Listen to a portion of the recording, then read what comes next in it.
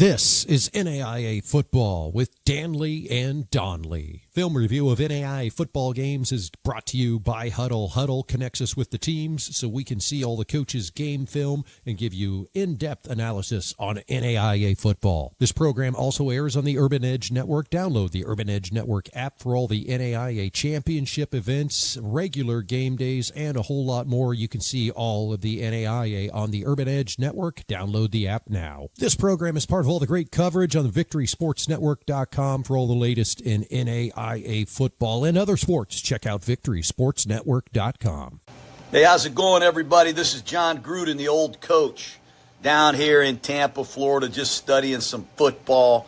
And I just got to tell you, there is nobody covering NAIA football like the Victory Sports Network. Nobody. They've been doing it for over 20 years, and they know how great football is at this level. Now let's get going. Here is NAIA football with Dannelly and Donley. Let's go. NAIA football is the true version of what college football is supposed to be. And it is the best classroom experience an 18 to 22-year-old male can have. One of the most valuable parts of a college education is that experience. It's life in a microcosm, and it's just something special for a young man to have to experience. And don't you let a moment go without thinking about what's there for you to reach out and grasp. This is NAIA Football with Dannelly and Donley. I'm Jason Dannelly. Welcome into another Sunday night filled of NAIA football. We had a huge weekend, a lot of big games, maybe some big games that didn't quite go the way that we thought that they would. But needless to say, we've got a lot to talk about as we had some upsets in the top 25 and maybe some teams trying to creep their way back into it. So let's get to it. It is time to review some games here, and then I'll bring in my co-host, Mr. Pat Donley. Some games of note outside the top 25 as we run through them here. William Woods picks up their first ever NAIA victory. Now, granted, they had a victory last year over a D3 program. They beat Missouri Valley 36-35, a big win for them. Also a big win, same score, but opposite locations, a road win for Faulkner as they beat Cumberland's 36-35. Concordia squeaks one out against a feisty Hastings team who has been battling with a lot of teams of the Great Plains Athletic Conference this year. Graceland loses on the road to St. Ambrose, 43-36. You've got St. Xavier picking up their fifth win of the season in the Mid-States Football Association Midwest League play. And Briar Cliff blanked by Midland University, 49-0. Eastern Oregon gets a victory on the road over Southern Oregon, 21-7. You've got Dakota State getting their fifth victory of the year over Valley City State in a 40-7 win. Ottawa, Arizona stays perfect in their rivalry game against Arizona Christian. Rocky Mountain picks up their second win in a rivalry game against Dickinson State, 28-21. That is the fifth game in a row that Dickinson State has lost. When that skid started, Dickinson was rated in the top 15 of NAIA football. Langston went to Wayland Baptist, and Wayland Baptist picked up their fourth win of the year in a 42-28 victory. And Mary Hardin Baylor, the D3 school out of Texas, beat Texas Wesleyan over the weekend, 28-19. Those are the big scores, the big games that we're talking about. We've got a whole lot more that we're going to be talking about, and the guy that's going to help me do it is Mr. Pat Donley. Pat, welcome back to the program. Big week of NAIA football, buddy. Big week. Interesting games that some of the feature games we thought were going to be huge were duds.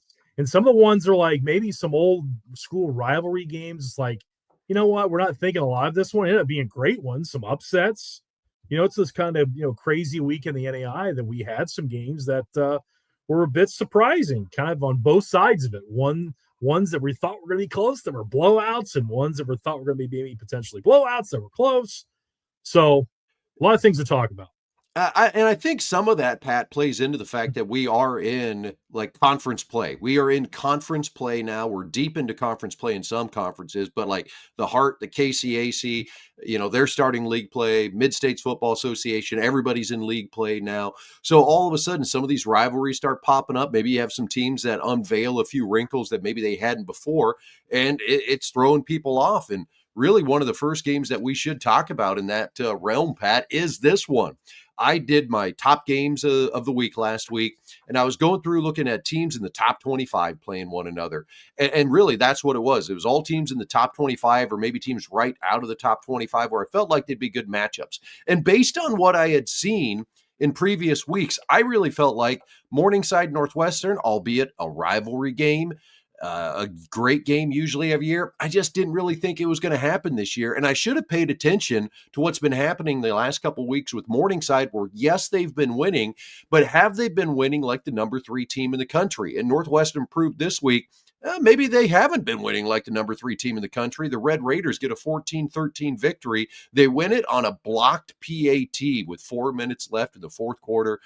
Pat, this was not like the most exciting, rivalry up and down the field, big play game, but that didn't matter for Northwestern. Red Raiders got the win.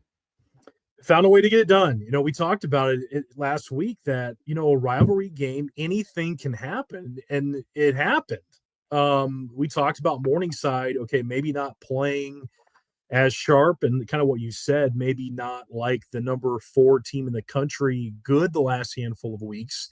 And they better show up in a rivalry game that this game matters to Northwestern, certainly, even though they're sitting there as a 3-3 team at the time.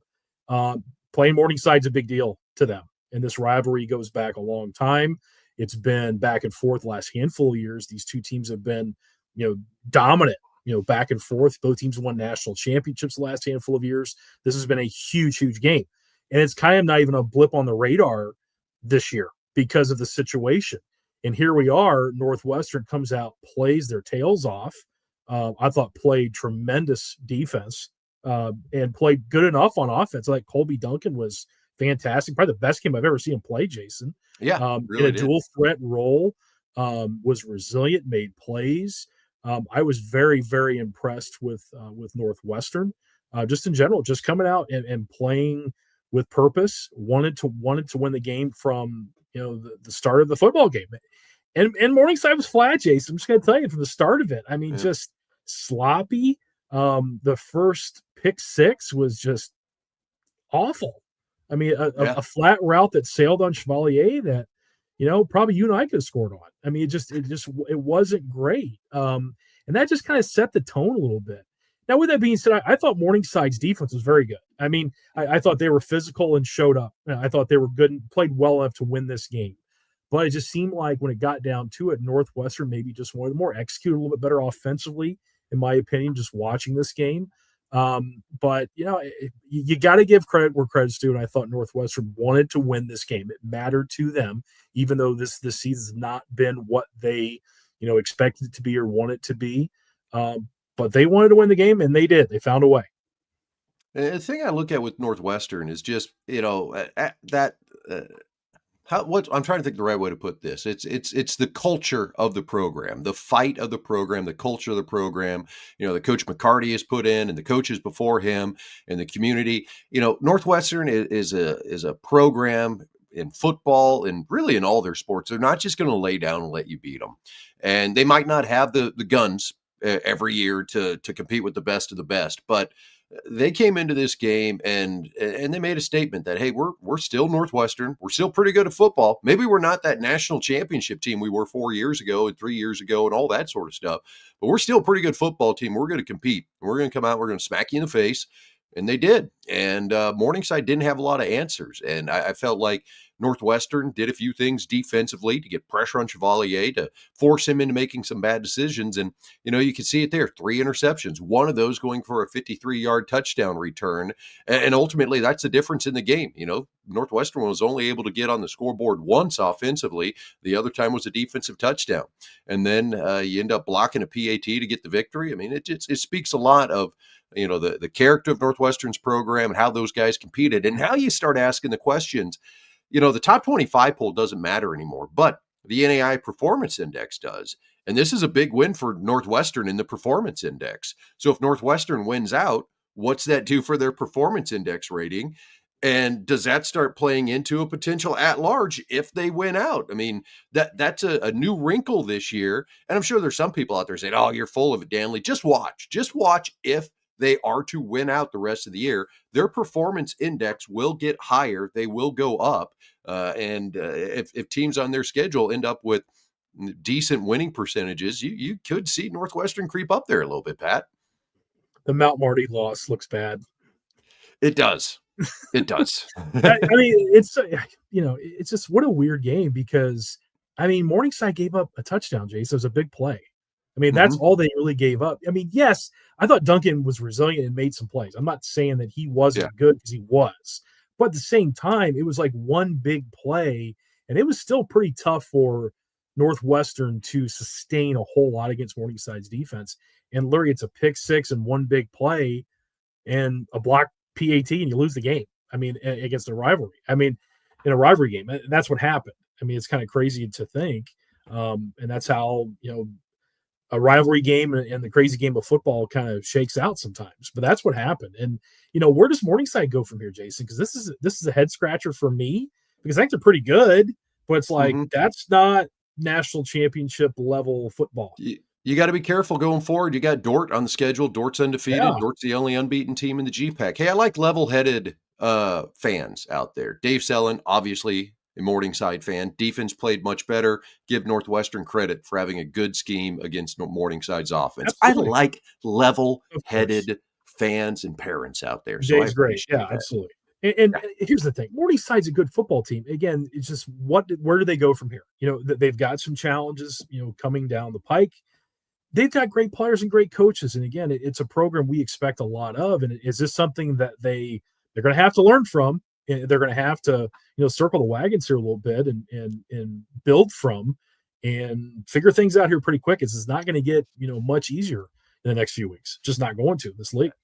I really shouldn't use this program this way.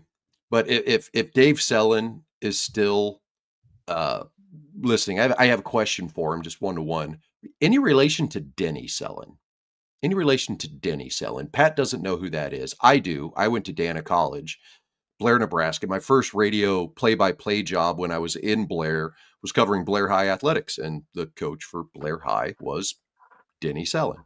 Anyway, so we'll move on. Maybe he'll answer that in the chat. It's our show, Pat. We can ask whatever we want out there of our fans. I do have some chat going on about the Blue Raiders. We'll get to that momentarily. But let's talk about our primetime performance. You got to give it to Jordan Carter. Had 2 interceptions in this game, one of them going for a 53. Yes, that is his dad. There you go. Denny Sellen. Love it. Loved covering me some Denny Sellen back in the day for the Blair Bears. Back when Jim Lockery and I were calling the games. Yeah, I'm sorry. I'm taking a trip down memory lane. Anyway, I just love how you went right back into the radio voice. It's Blair Radio 97.3 bringing you Blair High Athletics tonight. The Bears taking on a feisty Waverly Vikings team. I love it. Sorry, Friday Night Lights. Under the snow. I'll stop. Yeah. The purple and black attack. Hey, Denny Sellen used to run double wing flex bone, just like we would see, like we see friends play. Anyway, Jordan Carter, primetime player of the game. We'll try to get this thing back on track here. There we go. Yeah, Dana Hall of Fame linebacker. There we go. GPAC blood running deep in the Sellen family. I love that. Anyway, all right. So now we'll talk about the Blue Raiders. This game lived up to the hype, lived up to what we thought it would be. I did pick Lindsey Wilson to win this game, but in watching it, hey, Campbellsville won this game. They play 10 times, 5-5 probably. I mean, it's two quality teams duking out against one another. I did think, at least what I saw in this tape, and that's one thing you and I were talking about, Pat, in the pregame before we got on here. It's like, just you watch this film and you kind of come away saying, yeah, I think Campbellsville's a better team, but that's we're just watching this week and saying that. That's not to say like over the entire year, like Lindsey Wilson might not be the better overall team, but Campbellsville proved it on the field Saturday with a 34-31 victory. What you watched all the huddle film on this? I watched the huddle film on this. What was your takeaway? I mean, first off, it was an incredibly exciting game. And we kind of predicted this is going to be in the 30s. I think, Jason, I don't want to get into a thing where I'm hyperbolic and over-analysis. Overanalyzed. Thank you. Sorry. Overanalyze. Good USF education. Hey, just so everybody knows, Yeah. Pat and I kind of had a long weekend. I was in Nebraska this morning for my sister's 50th birthday. Pat had the week that he was in the Appalachia tracking Bigfoot, and then he had hockey today. So yeah, I was in Grand Rapids, Michigan tonight. this morning, and I've been back. I've been traveling a lot. Yeah, I was in Tennessee yesterday. Anyway, so been traveling a lot. Anyway, so I don't want to overanalyze this, saying that I think both of these teams, Jason, are top 10 teams. I really do. Great quarterback play, tremendous weapons. I love these offenses. I'm an offensive guy. I could just watch these offenses and creativity, the play designs, playmakers all over the place. I mean, this was a fun game to watch if you love good offensive football. And then you kind of look at the flip side of that. There's timely plays on defense where you have, you look at, Campbellsville held Lindsey Wilson under 100 yards rushing, which really no one has done all year until the last series of the game. Jason, they held them under 100. They had a lead. Lindsey Wilson had a long 45-yard touchdown, I think, the last score of the game, to put it within a few, the 3-point game or whatever. But Campbellsville locked the run game down. Did a really, really good job. There's a lot of passing game yards, but there's some good enough defensive play. But I will say these offenses, I got to do this. I'm an old offensive coordinator. I got to throw out some shout outs to the OCs, man. I thought, Coach Russell, who's the head coach at Campbellsville, he's an offensive guy, did a heck of a job. And I thought Jay Bright from Lindsey Wilson was just, there was some just great calls. Love the Campbellsville go-ahead touchdown was my favorite calls I've ever seen. Man covered situation. They motion the quads, so 4 receivers. Take that motion guy, give him the football, basically pick the man defender off. That was so cool for a 35-yard touchdown, basically the go-ahead touchdown. Just out in the flat on the right side, up the sideline he goes. That's a scheme call versus man-to-man coverage is so cool. And you see plays like that throughout the game. So I want to give credit to these coaches. Yeah, these players are great, and they did a tremendous job recruiting these guys. Are so talented. But I'm telling you, Jason, these coaches did an outstanding job of scheming up great plays to make this a tremendous football game, exciting game. So, I thought it was great. I'm going to throw a couple other things out just real quick.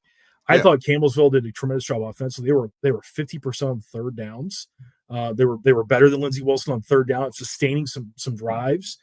They were solid in the red zone. I think they were 4 for 5 in the red zone and had 2 long kicks that were executed very well. Great place kicking for Campbellsville. So a couple of things there that I thought were huge in the game. But Jason, like you said, if this game's played 10 times, it's probably 5-5, 6-4. Probably the home team probably wins each game. If it's split. These two teams are really good. And the stock is rising. I think Jet Angle keeps getting better and better. We've talked about it since week 1 against St. Francis up here in Fort Wayne, that he's taken control of this thing and has gotten better and better. And I feel the same way about Tate Rice. I think he played exceptionally well in this game. Yep. These are two heavyweights, great offensive teams going against athletic attacking style defenses, and just a very well played football game. And this was an exciting game from start to finish. Not to crap on the previous game we just talked about, the 14-13 game. That was kind of a bit of a dud. This one was exciting. This one was exciting from start to finish. Played exceptionally well. Just an awesome game. And I think the world of both these teams. It's a shame somebody had to lose this game. And I'll be honest with you, Jason, I think if this is in Columbia, Kentucky, I think it goes the other way. Easily. Could do that. Yep, I would agree. It's just they're two teams that are very close to one another. I got a question for you, Pat. Yeah. Only as dumb, old school, little bit football guy, what would you classify that pass that Jet Angle throws to Trey Bass, kind of middle, shovel pass? We call that a shovel pass still, or a shovel? Yeah, you're talking about I think it's got some RPO element to it. Exactly. That's what I'm thinking, because I'm watching it and I'm like, okay, that's not a true we're getting it to the guy underneath. It's more of a drop back and it's there and it's quick. It's like a quick low spiral. What I think it is, honestly, it's I think they're reading the Mike linebacker. He's got to throw over him. Okay. Or if he drops like he did, he shovels it under him. Mm-hmm. It's So I mean, quick, man. if he steps up, I think he throws like a pop over top of the mic. So inside linebacker, sorry, coach speak here. I think it's You RPO coach speak. shovel. Here- I here's think my it's thing. RPO shovel. Our fans either catch up with the football talk or Yeah. you're going to get drug along with it. I Yeah, know over the mic. exactly what you're talking about, Jason. I rewound that a few times thinking, Same. holy hell, they're RPOing a shovel. Like Yeah. now, Campbellsville RPOs almost everything. I'm just going to tell you, Campbellsville. When you see, so for the football fans out there watching the game, when you see Campbellsville hand the ball off and you see the quarterback kind of do the, I'm trying to get my hand, Yeah, do like the fake little throw off it, that's RPO element. So essentially, anytime that he has, either a leverage or a defender kind of fold inside to play run, he as the quarterback, Jed Engel, can pull and throw that ball if the look presents itself. If he has, the defender playing run inside, he can pull and throw that. So if he plays back and he has the run advantage, the defender's playing wide, he gives the football. So anytime that ball can be pulled and thrown out on the perimeter. So seriously, I think 95, maybe higher than that, % of their run game has RPO pass option with it. So there's a lot of that. Even their bootleg game, Jason, they're running the football. And if a defensive end bends down the line of scrimmage, they can pull and throw a flat route essentially off of that. So everything that they do has a read element where it's either give or pull and throw. So there's a lot on the quarterback, wide Jed Engel, and before Jagger Gillis had a lot on their plate. And there's a lot of, decision making and some key elements to their execution based upon decision making of the quarterback. They do a great job. Really do. Yeah.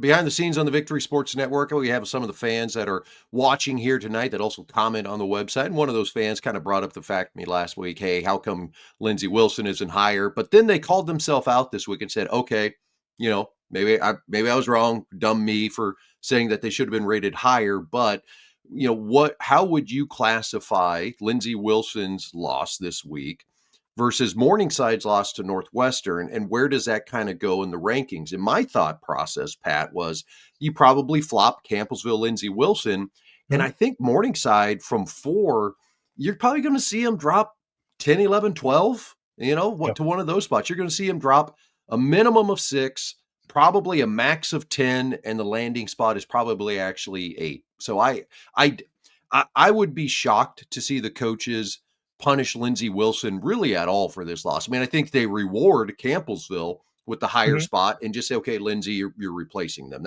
That's how I see it. They're probably all right in a row. When you guess, Jason, you'd probably go Campbellsville to maybe 6. Maybe 6, because you're going to have Morningside 8, maybe. I don't know. Well, you're going to keep Friends at 5. You'll have Montana Tech 6. You'll move Campbellsville to 7. You might move Lindsey then to 8. Yeah, because then St. Thomas lost. Yeah, because St. Thomas drops out at 8. Yeah. So you maybe drop. I mean, I think, we'll get more into that later. But yeah, I think Lindsey Wilson may only fall one spot now that we talked this out loud on the show. I think they should. I think they should. I mean, like we talked about, Jason. I mean, again, just my evaluation, the eye test. And again, I know I'm out of it. It's been 4 years. I get it. But I'm watching these teams, Jason, as, I've seen a ton of playoff level teams in my time. I think those are 2 top 10 teams. That's my opinion. Just watch 100%. The offensive execution, the speed. I think the physicality up front, the balance offensively. I'm seeing all the special teams, the place kicking. It's tremendous. You're seeing it all there. And I think they travel okay too, Jason. You worry about Southern teams if they get into a game where they got to fly across and play a Montana Tech potentially. How would they travel? I think they'd be okay, both of them. I do. I don't think it's going to be like a team from the deep south that's never seen ice or snow. I think they'd be okay. I think they're both really, really good football teams. I do. Very impressed. Right, we need to move on. Otherwise, this show's going to be 2.5 hours tonight. Panera Bread primetime performance in this game. Jed Engel, quarterback, 19 for 29, 247, 3 touchdowns. Key element, no turnovers by Engel, and ultimately turnovers ended up affecting this game. All right, we move on. Maybe with we're going to probably talk about this one for a bit here too. McPherson and Friends. This was a battle, Pat. And I had the opportunity to host KCAC Game Day live on Saturday. It was great. Pat Strathman, the play-by-play voice for Friends University, was live on site. I had the opportunity then to listen to his call of this entire game. They do a tremendous job. And the broadcast elements for this game were fantastic. It is one of those, that's exactly what we want to have NAIA football looking like when we're presenting it at the national level. But Friends fell behind early in this one. These two teams, they traded drives. Mac scored very quickly on a big pass to Horace Bradshaw, who went in and scored. Friends kind of methodically came down the field on their next drive, tied it up 7-7. Mac then scores again, and on the ensuing drive by Friends turns the ball over, gives a short field to McPherson, and then McPherson's all of a sudden up 21-7 in the first quarter. So you start thinking, oh boy, here we go. And really, I felt like McPherson controlled this game up until about the 3 or 4 minute mark of the second quarter, Pat. And then McPherson, had a turnover, which was an interception return for a touchdown. It was one of those things where the kid intercepted it, ran it all the way down to the 5-yard line. And as he's getting tackled, throws a little pitch, guy gets it into the end zone, touchdown. And that really kind of started to be the turning point of this game.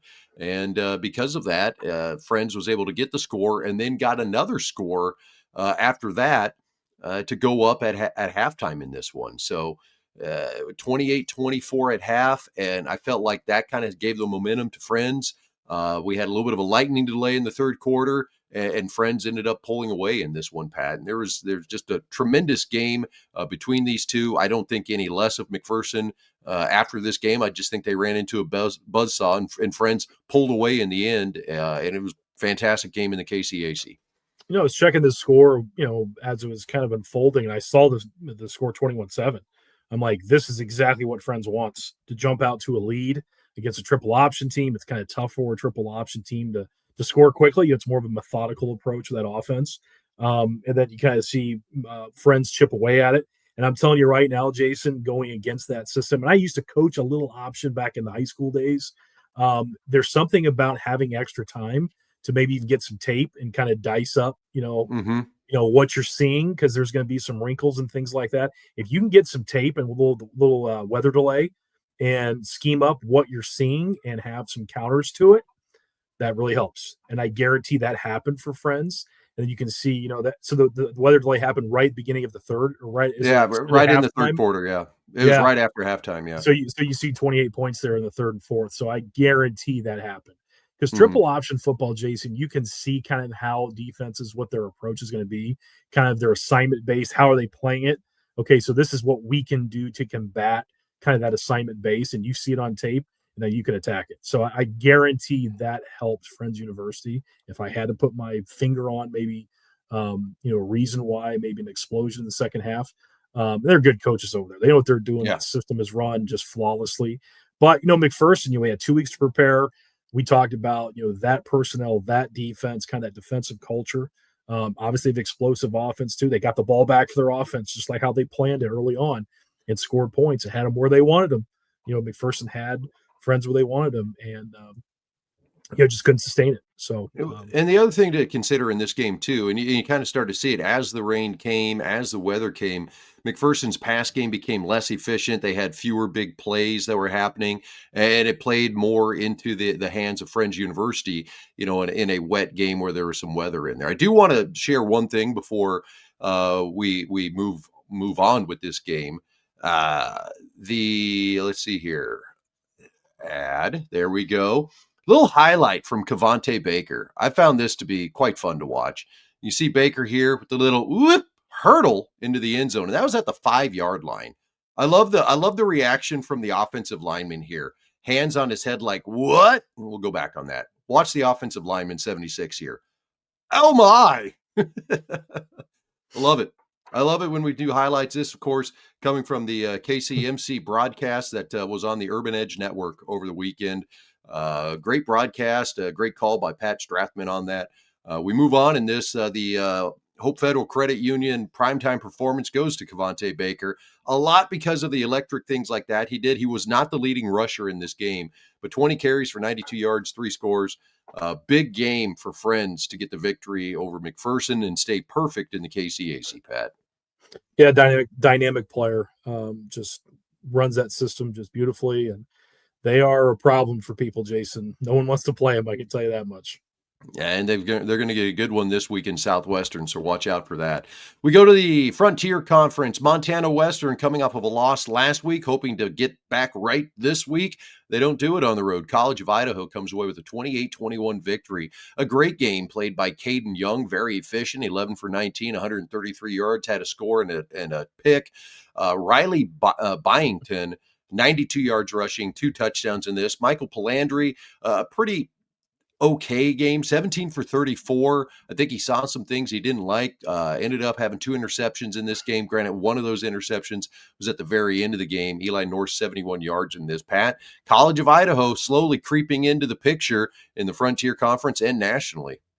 Yeah, it's been a slow build all year for them, Jason. I like their approach in this game. I think they have a very good understanding of who they are. In that, I think you're seeing Young kind of build as a starter, much with this program. We kind of talked about, Montana Tech game a few weeks ago, and you're seeing that gradual progression. I'd like the approach in that, you see College of Idaho, yes, they're spread out. There's a lot of spread run game elements to what they do. They're even no huddle. It's so funny, Jason. They're no huddle, but yet they're methodical in what they do. They try to keep Palandri and the offense off the field. You watch this approach. They're lined up in a no huddle situation. They're looking to the sideline for communication, and they're kind of sitting on the ball. They're taking their time. They're kind of looking at the Bulldog defense and calling the proper play according to the look, and really methodically attacking the defense and trying to keep the ball away from the Bulldogs and Palandri. That was the approach. You could see it. Now, the first half was obviously very even, 14-14 game, pretty physical, kind of grinding it out both sides of the football, pretty evenly played. And I thought College of Idaho in the second half really kind of took control of things and were more physical overall. And I was very, very impressed with them in their overall approach. And you hate to kind of pinpoint in a game like this, a one-score game, of a major mistake, but the roughing the punter penalty just absolutely killed Montana Western. And it's like a situation where College of Idaho is trying to pin them, deep in their own territory, about midfield, maybe the minus 45, and Montana Western roughs the punter. So it's a 15-yard penalty. College of Idaho gets the football, grinds out, a couple more minutes, puts a score in, and that's essentially the game-winning score. And it's a tight football game in a situation like that. Kind of, puts the nail in the coffin for the Bulldogs. And it's one of those things where it was pretty much an evenly played game. I do like the approach of College of Idaho, the physical play, kind of the slowing down of the game. But they played pretty strong defensively against Palandri's group. And again, it's one of those special teams, mistakes that you can kind of pinpoint, that being the big thing. But there was a couple of the big plays, big stop on 4th and 2 that College of Idaho had to essentially seal, the game at the end. Just time and time again, there was times that they had answered the call when Montana Western had a chance to move the football or continue a drive. College of Idaho answered the bell and made a play. So very impressed with this team. And they're getting better and better every week, Jason. Yeah, that's a great segue you have, because our primetime performance from Chick-fil-A in this game goes to the College of Idaho defense. They limited Montana Western to 244 yards, forced 2 interceptions. Granted, one was at the very end of the game, but still limiting that offense and the firepower and the options that they've got to 244 yards. Hats off to that entire side of the squad for our primetime performance as College of Idaho improves to 5-1 in the season, and they're starting to make a little noise. Do you want to talk about it, Pat? No. I didn't think you would. No, I don't. Moving on. No, kidding. We got to talk about it. Marion St. Francis. Yeah. It gives you a little right here. You feel it right there. Oh. Well, I said it was a big rivalry game, and I said, everybody's going to watch this thing. Yeah, I'm regretting that. I did not watch this game, so yeah, I'm glad it was on a pay channel, and I thoroughly was like, okay, I want to get the huddle film on this. I want to see what's going to happen in this. So I was getting ready to send an email before the game. I thought, I'm busy. I got some things going on. I'll send it tonight. I just kind of started watching the box score in this game. 14-0 after one. All right, it's 14-0, whatever. 21-0 at half. Oh, okay. Well, St. Francis, they've come back in the second half before. Remember the Siena Heights game? Come back, win that one 21-20. Okay, my mind thinking there. And then a 21 21-point third quarter, and I went, oh, right, I'm not going to worry about this one too much. Marion's, as we said in this game, both teams, how do I want to put this? The team whose defense shows up and plays the best was going to win this game. Marion's defense absolutely stifled the University of St. Francis, held them to 162 yards, forced Josh Kolka, I believe, into 5 turnovers. I think there were 4 interceptions and a fumble in this game. Yeah, it's down at the bottom. Marion defense, 4 interceptions, forced fumble in the win. If I could just read what I put up there. Keegan LaBelle, only 60 yards, but 4 touchdowns. Tristan Polk, 235 yards. Montesi Clay, 3 receptions, 103 yards. I mean, it was all Marion in this game, which is no surprise to you. The primetime performance, we're giving it to the defense again, Pat.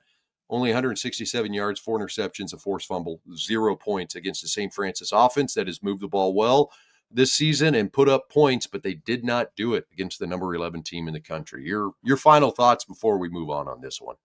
Yeah, I'm good. Moving on. All right, moving onward.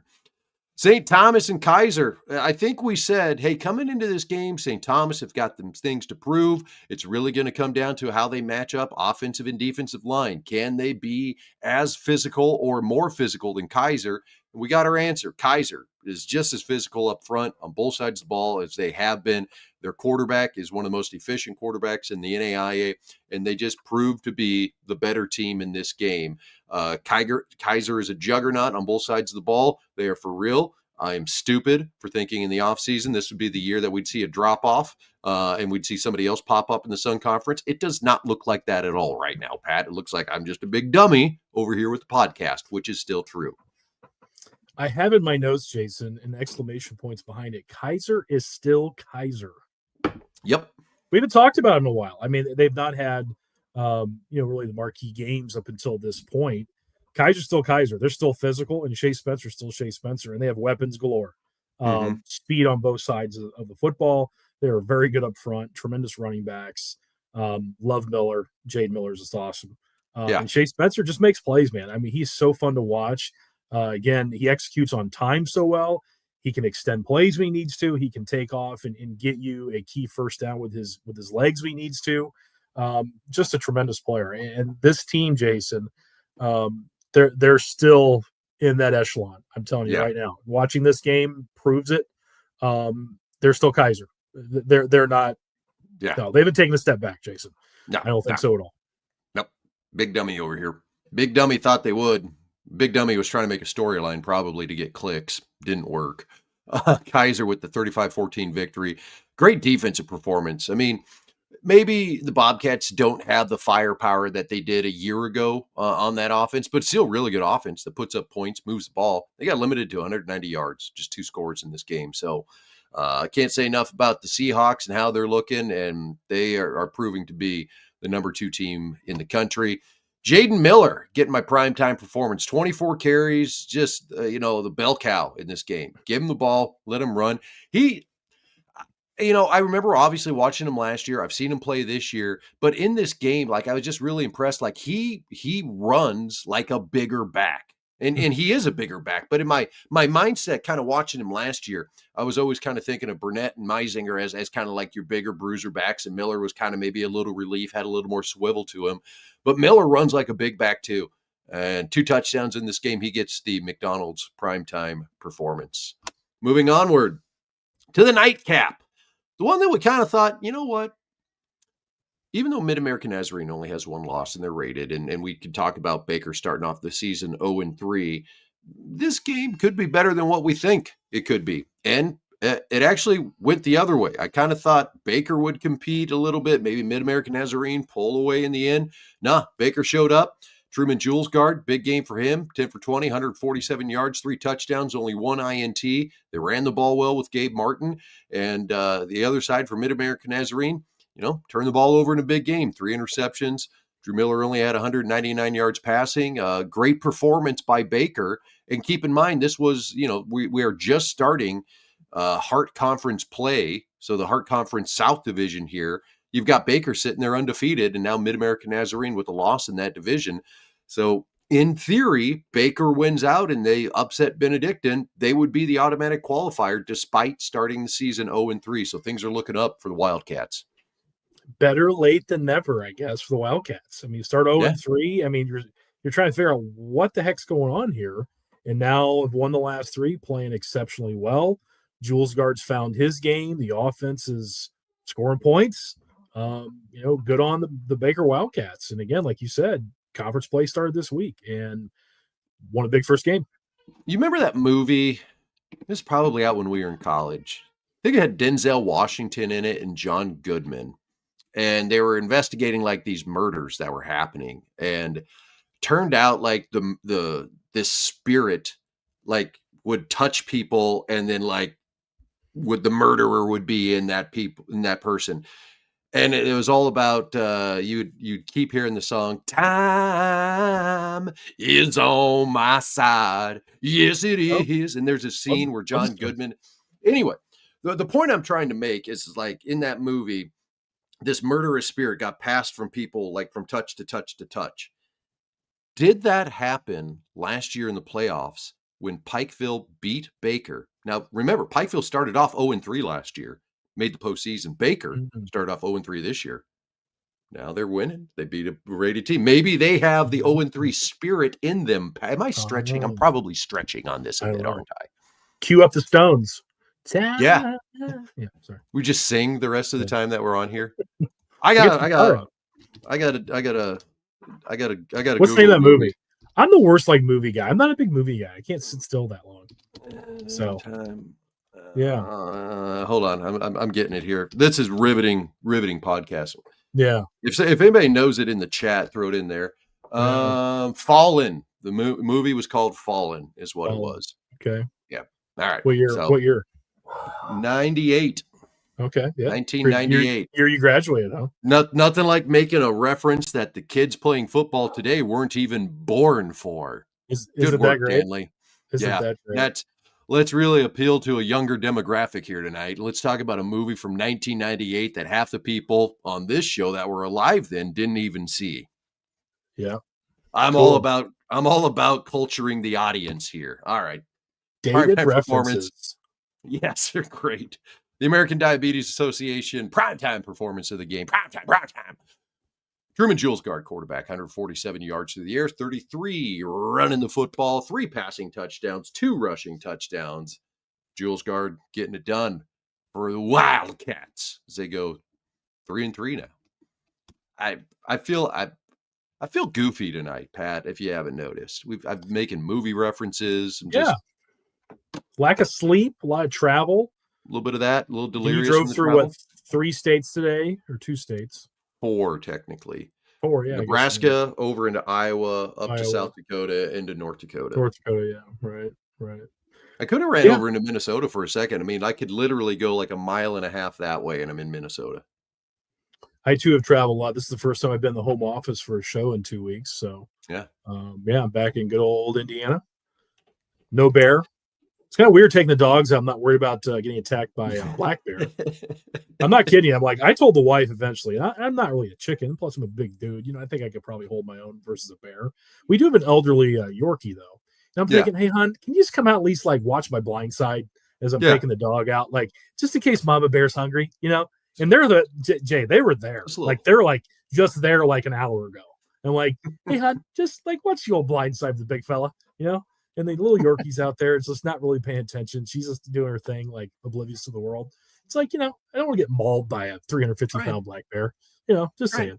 Trying hard not to die in the great state of. You're in Tennessee, right? Tennessee, yeah. I just don't want to go out. I don't want to go out that way. There's a few things I just don't want to go out doing, and that's one of them. So anyway. Yeah. So, all right, top 25. Top 25 out tomorrow morning. We're going to have some shaking up in it. Let's take a look at the coaches' top 25, how that fared. Grandview, we didn't mention this, but Peru State played very competitive against Grandview. They were actually up in this game 17-7, if I remember right, going off memory on this one.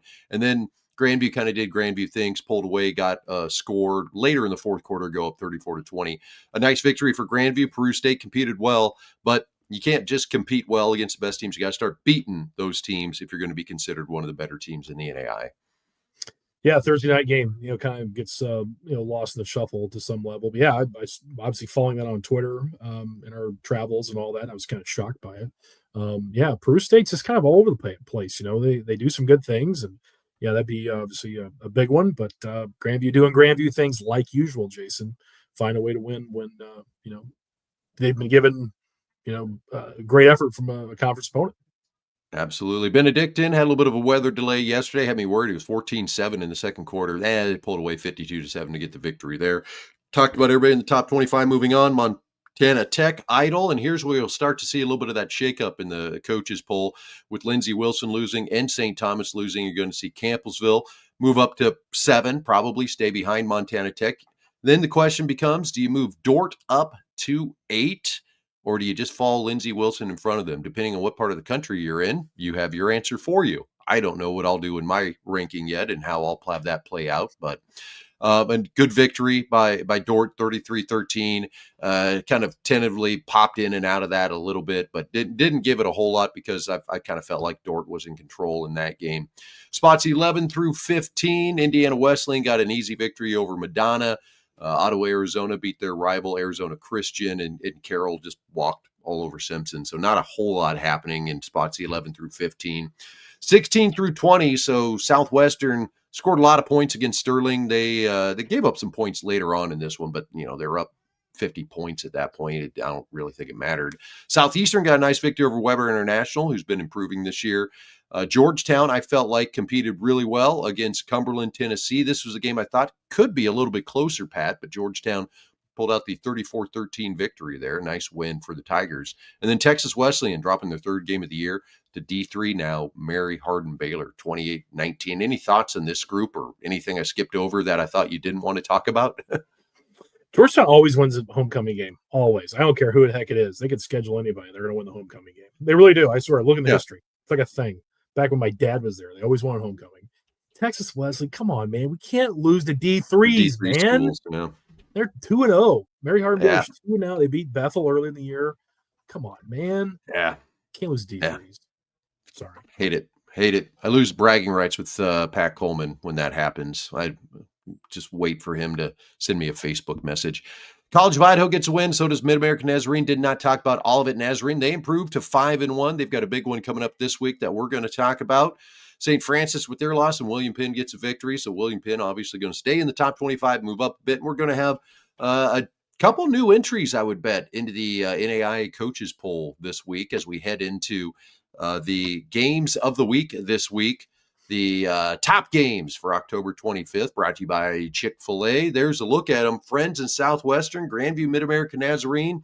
You got Marion and Olivet Nazarene and Southeastern at St. Thomas. We got 4, so let's talk about them all, Pat. Friends at Southwestern. Maybe think, does Southwestern, did they maybe peek ahead at that schedule a little bit? Maybe look past Sterling, a team they felt like they're going to beat, so that they could be a little more prepared for Friends? I don't know. We'll find out this Saturday. The Falcons coming off their big victory over McPherson. This will be a good one, be a great one in the KCAC again between two highly rated teams and teams that have been in the postseason, Pat. Absolutely. We talk about the depth of the KCAC. We've talked about it all year, and this is another great challenge for Friends. Southwestern's been a very, very good football program the last handful of years. Another strong effort this season, have been very good. Can Friends continue to do it? I think they can. I do. Yep. But we just saw Morningside lose to a rivalry with a team they're probably better than, that wanted a little bit more. Can Southwestern do the same thing?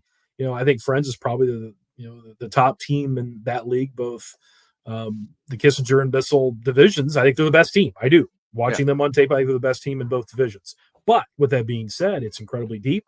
They've got to buckle up each and every week. And Southwestern and Friends are a rivalry type game, and Southwestern's quality. So anything can happen any given week in this league.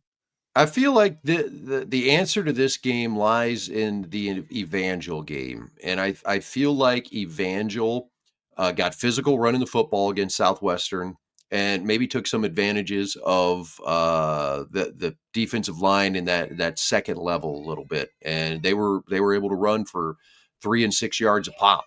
And the question comes back to, has Southwestern improved that area since that game? And if they have, I think they've got a legitimate shot against Friends, because obviously Friends is going to run the football 3 and 5 and 7 yards at a clip. If they're going to be able to hold them down a little bit, then I think Southwestern's got a legitimate chance. If they can't, well, good night, Sally. It'll be tough if you can't stop that run. So that's kind of my thoughts on that one. Moving on, we've got Grandview at Mid-American Nazarene, the number one team in the country, taking on Mid-American Nazarene, who's coming off of a loss to Baker. Can they rebound? How do they rebound? I put this game in there, Pat, because it's a team that has got a good record and has played well at times this year against the number one team in the country. But I just don't think they're going to have the horses to compete against the Vikings. I don't like this matchup for Mid-American Nazarene. No. I just don't think they're strong enough up front in the offensive and defensive lines, where I think that's Grandview's strong suit. I don't think there's a better offensive line and defensive line in the country. Maybe Kaiser. Probably still not quite Grandview's level, in my opinion, on both sides of it. And I think that is the weakness of Mid-American Nazarene, to be honest with you. They're more of a perimeter team. They've got some great skill players. So I think this is a tough matchup. Grandview's probably not real happy with their effort last Thursday night against Peru State and will make a statement this upcoming Saturday. That's my opinion. Well, the other thing you got to consider too, when you play that Thursday night game, and I'm surprised more teams in the heart don't play a Thursday night game, because you basically got a week and a half to prepare for that Thursday night game coming off the bye. And then you basically have a week and a half to prepare for your next game coming off the bye there too. So playing those Thursday night games could be a little bit of an advantage. And I think obviously Grandview gets an advantage to prep themselves for Mid-American Nazarene a little bit more. That does not bode well when you give a great coaching staff like Grandview more time to prepare for what you do. And I'm with you, Pat. I think the offensive and defensive lines for Grandview are just going to be better than Mid-American Nazarene come Saturday. This game, I think it will look respectable, if you know what I mean, in that Grandview way where Grandview wins 24-7, 24-10. But if you watch the game, you're like, yeah, that just nothing really happened in that game for the Pioneers. Just my thoughts on it. We move on. We go back to the Sun Conference, Southeastern and St. Thomas. This game, I think, has the most intrigue out of all the matchups this week, because early in the season, we saw Southeastern. We saw the way they played against Reinhardt, and you and I are going, wow, those guys are fast. They're physical. Those guys could be a real nightmare for someone. And then they drop a game to Florida Memorial. St. Thomas is a team that we've kind of seen do this year. And maybe you've got to throw the Kaiser game out because Kaiser's just on a different level than these teams, or maybe not. Maybe Southeastern's joining that level. That's why this game's got intrigue for me, Pat. I want to see who's going to be trying to firmly plant themselves as the potential number 2 team in this conference. But don't forget about Florida Memorial too. Yeah, I mean, is the winner in, the loser out in the postseason? I mean, are we at that stage at this point? I don't know. Unless a whole bunch of stuff happens in other conferences, I would say, yeah, because St. Thomas would potentially have 3 losses. It's tough to get into the postseason with 3 losses. Southeastern, if they lose this game, they have 2 losses, and they still have Kaiser on the schedule. So just for what we've seen, we're expecting that to be a loss. So you're going to have the loser of this game is going to end up with 3 losses. It's going to be extremely, extremely tough for them to make the postseason. I don't want to say impossible, because when I say that, I always get proven wrong. But I think the loser of this game is really going to have their back against the wall. So who wants it more? Who wants to keep themselves fighting for the postseason? I think it'll be a great one. And St. Thomas with the game at home is obviously going to be an advantage. But I just think Southeastern has been this engine that's missed their timing just a little bit, just had a little bit of backfire here and there. And I think if they get that thing timed up correctly, they can, get her rolled to top dead center, get that timing chain on there just right. Car references, sorry. They're going to be firing on all cylinders. Everything's going to be looking beautiful for them. And I think they get the victory if they're able to get everything firing again the way that we'd seen it a couple times earlier this season. Watching both these teams, Jason, they both have elements, like really strong elements. Like, man, you love this about it, one of them, and you love this one. But like you said, just not all facets firing together. Fire, Southeastern Fire. Sorry, fire. Yeah. Sorry, fire. But Julio. Yeah. Oh boy. Punch drunk. Yeah. I mean, seeing Southeastern earlier in the year, you see the speed, you see the athleticism. I'm thinking, okay, yeah, it may be them as number 2. You see St. Thomas. I still love Watson. I think he's a great player. I mean, I think Yeah. he's one hell of a quarterback. I do. So I think it comes down to, like you said, who wants it more, because the winner's game's really in the driver's seat of making the postseason. Obviously, St. Thomas, having played Kaiser already. And I don't think either one of these teams are on that level. I don't. Obviously, proven this last Saturday, and I don't think Southeastern is either. But who wins this game certainly gets himself, most likely into the postseason, and gives them, an opportunity of making a playoff run. In theory, I'm 100% with you. I mean, we've seen Florida Memorial beat Southeastern as well. Yeah, they still got St. Thomas on the schedule. Florida Memorial loses to Kaiser, so they're kind of a team you talk about in the Sun Conference too, and maybe they've got a chance, maybe they've got a shot. I don't know, but I do think if Southeastern wins this game, they're back kind of in that driver's seat for the number 2 spot. Because what I've seen from Florida Memorial this year, they're a great team, but there's just some elements that make me think they're going to drop a game they shouldn't. And that's going to hurt them, in the qualification for the NAIA Championship Series. I feel like St. Thomas has got I feel like they've got the elements to win out this year after this loss to Kaiser. But Saturday's going to tell us a lot about these two teams. And funny enough, I will be actually in the Miami Metro tomorrow at this time. But I won't be sticking around for the game because I'm there for work, and it's going to be a long time away from home if I would stick around to Saturday to actually watch this game. Well, we're travelers, man. You're in South Florida, man. I'm actually staying in Indiana finally for a week. Yeah, man, it's that's going to be interesting. It's going to be an interesting game. I totally am with you. We go to the Mid-States Football Association for a game that kind of makes me raise my eyebrow and think a little bit here. Beginning of the year, did I think both of these teams would be in the top 25? Marion, yes. Olivet Nazarene, I didn't know. I didn't know where they would be, and they continue to win. Their schedule is set up nice for them to get some victories and continue to hone their skills. And again, I'll bring up Olivet Nazarene's only loss this year to Indiana Wesleyan was a one-score game where they had it 4th and 1 on the 1. Had an opportunity to potentially knock off Indiana Wesleyan and be undefeated coming into this game. So I think Olivet Nazarene, for the casual NAIA football fan out there, Pat, has flown under the radar. But this has been a good team that's competed very well with some of the top teams in the country. And, they get this game at home. This is not going to be an easy game for Marion coming off a 49-0 victory over St. Francis to just walk in and go, "Hi, we're Marion. We're really good. We're just going to win this game." Because I think Olivet Nazarene's going to sit there and go, "Well, yeah, we're good too. You guys just didn't know it." Yeah, I think it's going to be Coach Karras' biggest challenge this week is to get his guys saying, "Hey, yeah, we just blew the doors off USF, but this team we're playing in Bourbonnais, Illinois is legit. I mean, they're a good team. They're a 5-1 team. They went down to 4th and 1 against Indiana Wesleyan, a team that we beat in the last minutes of the game. They have to sell that. They, as in the Marion coaching staff, because right now Marion thinks very, very highly of themselves, like they should. I mean, they just beat the rival 49-0. They gave St. Francis the worst loss in program history. The rival. They're feeling quite good about themselves, and that can be something that is very, very difficult to get over to some level and say, okay, now let's turn the page next week. And they have a very good 5-1 football team they were visiting that believes in themselves as well. And they're excited for this game. And all of that is going places. And they have had a good football team for some time, Jason. They beat some good teams last year and have done the same this year and get a great opportunity this week at a good Marion team in their barn. So it's going to be interesting, certainly.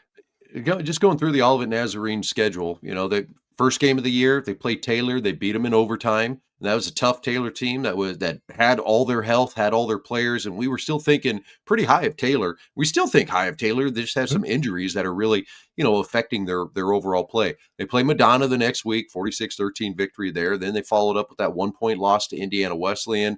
They then beat Siena Heights by 12, and Siena Heights has proven to be a pretty quality team this year. They've taken teams to the limit. They almost knocked off a St. Xavier team a couple weeks ago. So Siena Heights, that's a nice 12-point victory. They then beat Defiance at home 63-14, and then they beat Judson 53-7. So the schedule really has set up nice for them after that Indiana Wesleyan loss to get themselves right and get themselves ready to play a team like Marion as we head into, sadly, the final weekend in October. Isn't that sad, man? We're almost through October football. It's flown. It's like our lives. We're old. Yeah. It's like it was week 1, like they just beat Taylor not too long ago, but Yeah. I think the world of Olivet Nazarene and what they've done. This is a real test for them this week, and if they win, we're talking NAIA championship series, we're talking conference title, we're talking about a lot of things. If they lose, Marion's still in the driver's seat. And I feel like Marion is still in the driver's seat. I think Marion has done some things this year that shows me that they've improved over that week 1 loss to D2 Indy, where I kind of thought, oh boy. Now D2 Indy is they're pretty dang good this year. And Marion has improved since then. Their win over St. Francis is huge. I think Marion gets this game, Pat, but all the Nazarene keeps themselves in the conversation, I think, at the end of the day. Yeah, I think it's a close football game. I think Marion's going to win the game. I do. I think they're probably the best team in the mid-states, with the win over Indiana Wesleyan, the East Side probably champion. I think Marion will win the West and is the best team in the Mid-States Football Association, East and West. But I think this is a good football game. I think we'll come down, I'd say it's a 10-point game. Maybe, Yeah. Just 2 scores, I would say. That close? Yep. Yeah. Yeah, I would say so. I think we see a 31-21, a 35-24 game, something like that. I think something like that. Turnovers will be key. They always are in these big games. It's cliche. We say it every week in the big games, but if one of these teams turns the ball over a bunch, that the other team's going to win it. It's just pretty simple like that. All right. That does it for our big time analysis. Yep. Our big time analysis of NAIA football this week as we head into overtime. Pat, we got it done in an hour. Early on in the show there, I thought getting through all that, we'd be sitting at about a 90-minute to 2-hour show. But we got through it, man. We hammered it out. Well, we talked about Lindsey Wilson, Campbellsville. What a great game. We had to talk about all the details. I had my notes, all my stats and things. They get to half of them. Anything in your notes that we didn't get to there? Not really. I summarized, but yeah, it was a great football game. When you have great weapons, when you have quarterback play, the scheme, which I loved, and I'm so thankful. Again, thank you to Huddle. Thank you for the coaches, sending that film to us, which I love. And I'm not going to cast stones once again of, the Urban Edge Network. It's so great to have the streaming service to see, these institutions live streams, which are so cool, and it's wonderful for the casual fan to see these games broadcasted, which is great. And don't get me wrong, there's nothing like the all 22 though. As an old coach, to be able to see the wide and the tight, to see the schemes. I really enjoyed seeing those two teams in particular, to see the offensive schemes. And I tell you what, really well coached. Love the play designs, love the schemes, love the decision making of those quarterbacks. I really enjoyed it. To keep bringing those things up, but really enjoyed it. The RPO game, that's the new buzzword. You've seen the NFL teams do it, obviously all over college football.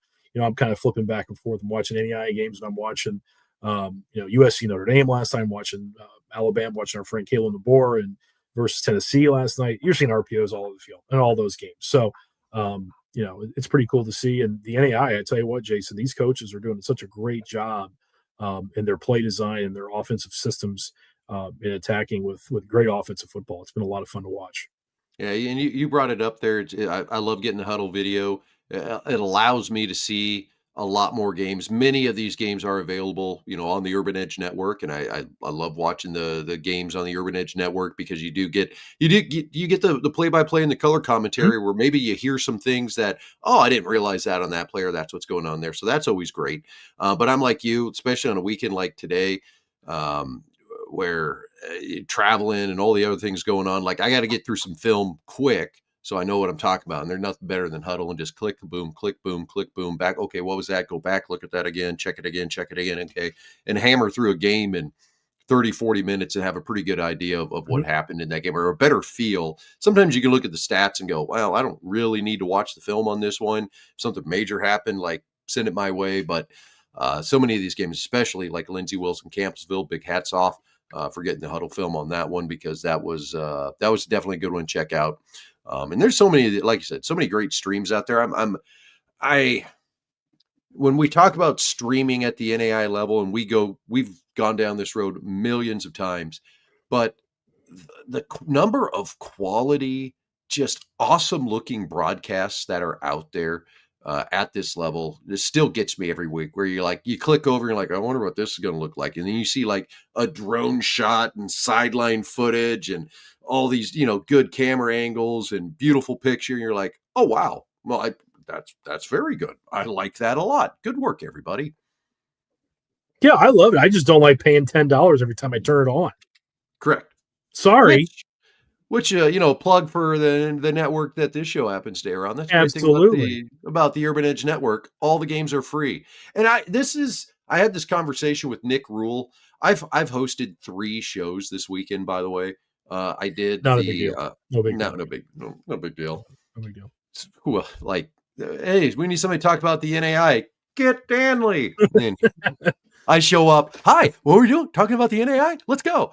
But I did the Heart Conference Clash pregame show, and I talked to Nick Rule, commissioner of the Heart Conference in that one. And him and I were talking about it, in the video, and you can watch it on the Urban Edge Network. But the big thing we brought up is, the NAIA has such a great product, and we certainly understand the need for revenue streams and for teams to try to generate money off of broadcast. But what you are doing is restricting access to viewers to see your game, to see potential recruits to see your game, potential transfers to see your game, alumni that maybe passively are watching and they go, oh yeah, I got that game. So I'm going to check that out for a couple minutes before I go mow the yard or go to this game over here. And, oh, I got to pay for it. Well, I was only going to watch it for like 20 minutes. I'm not going to pay for it. You restrict access, and while it's great to get that $10 or $12 from the people that are watching it, the number of viewers, and this was proven during the NAIA basketball championships, the number of people that actually watch these games, Pat, is crazy when it is allowed to be out there. I want to say the NAIA, for some of those championship games for men and women's basketball, they used to get 50 to 100, maybe 100 to 150 people that would pay for the stream. When the streaming service that they had hired a couple years ago went down and they said, we're putting it on YouTube for free, you start watching quarterfinal women's basketball games that had 5,200 people watching online. Some of the men's basketball games had 15,000 to 18,000 people watching. So don't restrict access. The audience is there. The audience wants it. And we put a barrier to entry on that, you're only hurting yourself. All right, I'm off my soapbox for another week. Well, Urban Edge last year, I believe the Grandview Kaiser game, the national championship, was at 440,000. Yeah, it was like 500,000 live viewership. I mean, that's tremendous. Yeah. I remember back when we were young guys, and we were, I was coaching in national championship games, and you were having as a pay-per-view service to watch. Was it CBS College back in the day? And CBS College, CSTV, and then it was CBS College Sports, and then it was kind of on ESPN for a bit, and then it wasn't on ESPN, so then it was a pay-per-view service. ESPN Plus, of course, and there's those different, networks that you had. Some were you had to purchase, other ones you didn't. I mean, I bet we got a few thousand people at most. Back in those days. So, I think when we have things out there, streaming, again, I think Urban Edge Network does a tremendous job making it accessible, making it free. Again, there's advertising, but who cares? I mean, I welcome it to be able to see it for free. Those athletic departments that are collecting $200 in a weekend to restrict their games, is that worth it? Yeah. And you can have tons of viewership. Is there I don't know, like you do, obviously, putting advertising out there to maybe generate revenue that way, if you can, to supplement your cost to some level. But I think you want to have your university out there and show your commercial every 15 minutes. Do as much as you can to publicize your university. But charging $10 to me every single time someone logs in, I'm not on board. I don't like it. Oh, you can get a season pass and save money. Okay, I get it. You can get a season pass and save money, but like those people that are buying the season pass, I was thinking about this over the weekend. The people that buy your $79 season pass, if you just said, hey, we want to offer the games for free this year, but we need to get some underwriting. We need to get some funds to cover our cost here and everything. Would you still do that $79 so that everybody could watch it for free? I would guarantee you almost all of those people that buy those season passes would be like, yeah, absolutely. Or somebody out there would say, okay, hi, I'm sponsor XYZ. Just put my logo down in the corner for a couple grand for every single one of your games. and maybe talk about us in the broadcast. This way it's for free, and we'll just do the whole broadcast. But without question. And I don't want to oversimplify, because I know fundraising at a small private liberal arts college or a small state university is tough, and there's restrictions, and everybody's got their own different, like, oh, well, we can't ask these people for it because that's actually going over here through the advancement office, the alumni office. Trust me, there's always a way around it. The last thing you want to do is provide a barrier for entry for somebody to learn about your athletic department that might become a future student athlete, maybe parent of a student athlete, maybe a future sponsor or donor going, oh, wow, they really got things going over there at the university. I mean, I kind of want to get my name of my sandwich shop, talked about at halftime. Order your soggy subs at half. Call 1-800 Dannelly. He's only calling a game right now. Love it. 6 calls in a row. Gotta love 6 it. frantic calls because I'm not there to pick up the subs 2 hours early. Oh, anything else for overtime, Pat, before we wrap things up? We've it's one of those weeks where it's not like we're playing hurt, but it's like it's been a long week. Our brains probably can't take much more. What's your schedule tomorrow? Are you going to Mini, or were you going then to Miami? Or so fly out of Fargo 7:30, going to Minneapolis. No, I'm into Chicago tomorrow. So Fargo to Chicago, a little layover there for a couple hours, into Fort Lauderdale. Actually, I'd flown into Miami last year for this conference that I'm going to. Fort Lauderdale is about the same drive to the hotel and everything. So I'm like, I'm just going to go into Fort Lauderdale. It'll be a little easier than navigating around Miami International Airport. So then I'm in Miami Monday night, Tuesday night. I'm supposed to come back Wednesday night, but there's some things going on with air traffic control. So maybe I'll be back Wednesday night. Maybe it'll be Thursday. It'll be an adventure. Follow me on Snapchat. But yeah, so that's my schedule. So I'm supposed to be back then Wednesday night, then here Thursday and the rest of the week. So then it should be pretty normal week after that. Well, you get to have fun at all down there, or is it all business?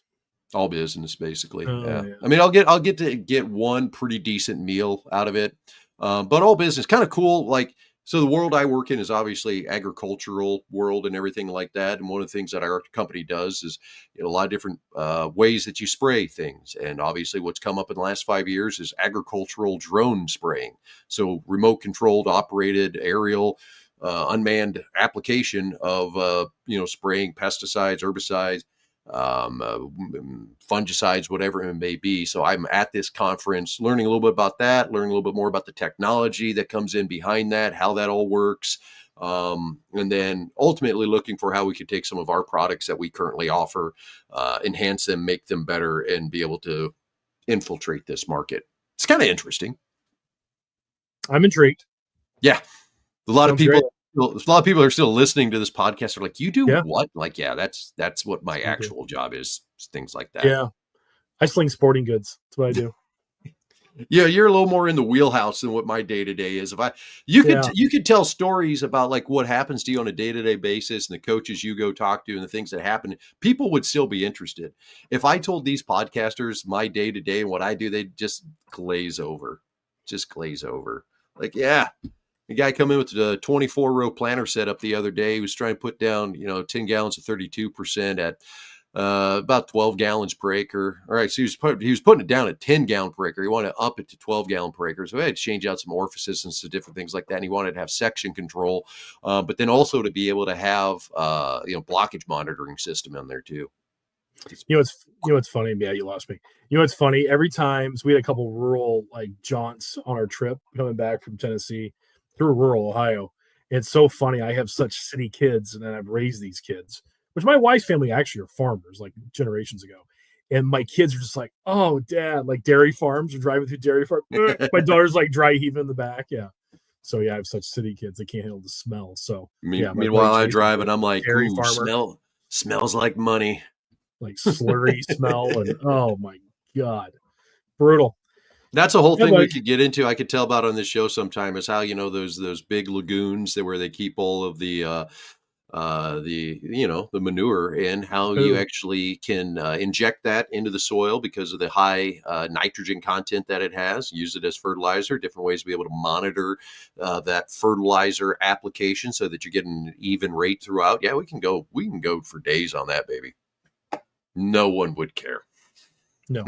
That's the great thing about this podcast with you, man, is I get my brain back into the world of sports and off of some of that for a while and just be like, all right, yeah. Cool. Still loving sports. All right, now drone spraying is going to be my focus for the week. So there we go. Have a good trip. Enjoy South Florida. Hi, man. Get some crab leg or crab claws or something. The old stone crab. Delicious. You already knew when I said I'm going to have one good meal this week. Joe's? That's what it is, baby. Oh, it's fantastic. Love me some stone crab. If any of our Florida listeners out there own a stone crab farm and would like to overnight air them, Pat and I will leave our address in the comments. Big fan. All right, we'll wrap it up. He is Pat Donley. I'm Jason Dannelly. This has been NAIA Football with Dannelly and Donley. We are back next Sunday night, 7 o'clock Eastern, 6 o'clock Central, right here on the Victory Sports Network. Check us out on Twitter, Facebook, Instagram, and the Urban Edge Network for all of your NAIA football coverage. Get on out there and enjoy some NAIA football. Have a great week, folks. Bye-bye.